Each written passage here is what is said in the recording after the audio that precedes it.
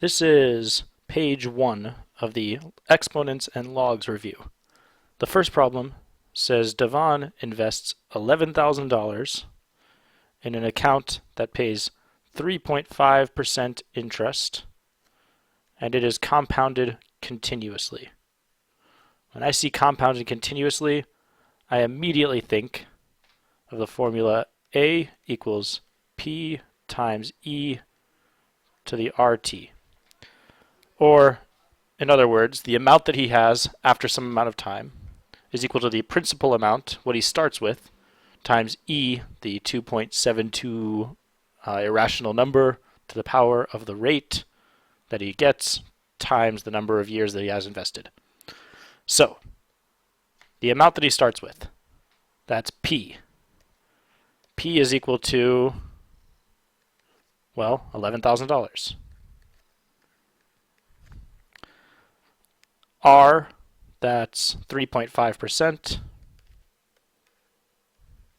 Now, I write that as 0.035 because 100% is 1. So 3.5% is just 0.035. And the time, if I look at this part A, it's saying how much will he have after 10 years. So in this case, time equals 10. What I'm left with is the amount that he has is equal to the principal amount, 11,000, times his interest rate, times E to the power of the interest rate, 0.035, times the number of years. At this point, I can just put that into my calculator. 11,000 times E. If I go second ln, that's E to the power of, and it's 0.035 times 10. So, after 10 years, he will have $15,609. 15,000, hold on, what was it? 609 and 74 cents. Cool. How long will it take for his money to double? So one way to think about this, we've got the principal amount, that's 11,000. We have E to the power of 0.035 times, and now we want to figure out what is the amount of time that it'll take. And the amount that he wants in the end, well, that's going to be, well, in this case, how long will it take his money to double? That's 22,000. Though, in reality, it doesn't actually matter that much that we start with 11,000 and end with 22,000, because the first thing we need to do is divide by 11,000.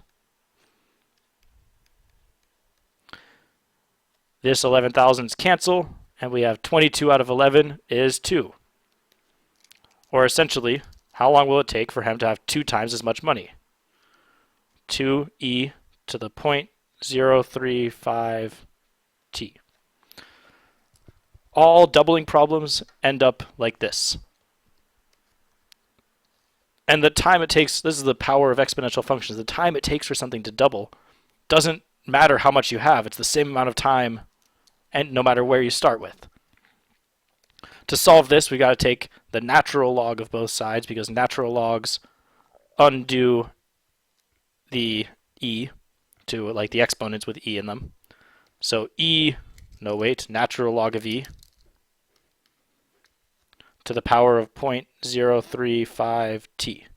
And the beauty of this is that the exponents come down.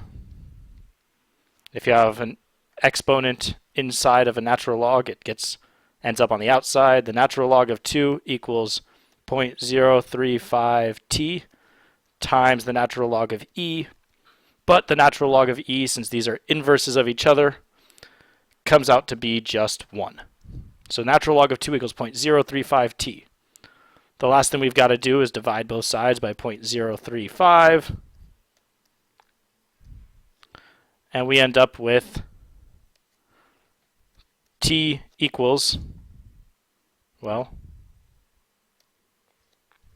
natural log of 2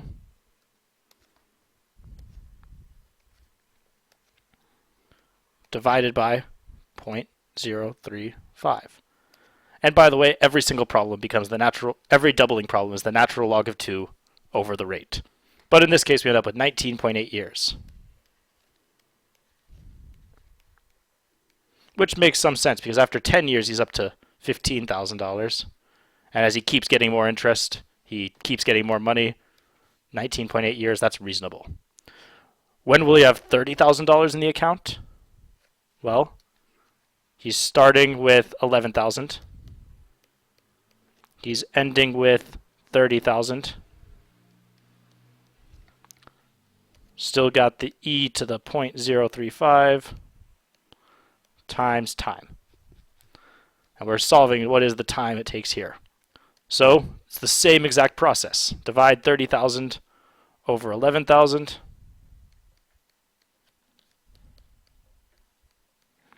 This cancels out. We have 30 over 11. Take the natural log of both sides. The natural log of 30 over 11 equals, and the same thing happens with the natural log of e, 0.035 t. Now, divide again by 0.035. We end up with the natural log of 30 out of 11 over 0.035 equals t, which is, let's see, natural log of 30 divided by 11, and then again divided by 0.035, 28.66 years. I guess 0.67 to get the rounding right. That's pretty much everything about exponential growth of your money. Half-life works exactly the same way, except now the rate is a negative number. Having a half-life of 60 hours means that after 60 hours, there's half as much as there was to begin with. So if you work this out, suppose you start with, I don't know, 1. That's your principal amount, times e to the power of rate times time. We want to end up with 1/2. And how long does it take to get to 1/2? Well, time is 60 hours. One thing to note here is that now I'm dealing in hours instead of years. What this will tell me, if I want to write a formula for the amount of warfarin remaining in the body t hours after administering a dose of 10 milligrams, well, this will get me the rate. This is the rate of decay right here.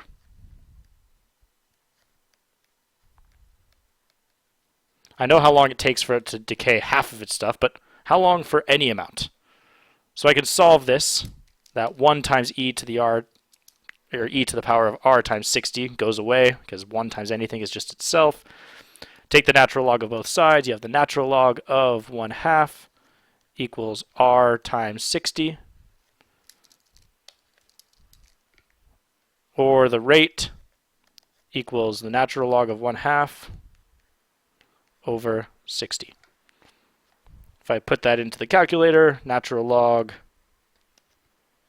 of 1/2 divided by 60 is negative 0.11, or negative 0.116 about.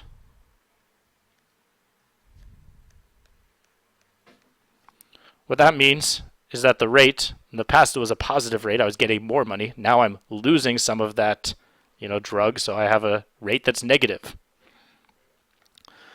So in this case, the amount remaining in the body after t hours, well, we'll say amount after t hours, or a of t, equals the principal amount. Let's see, the principal amount is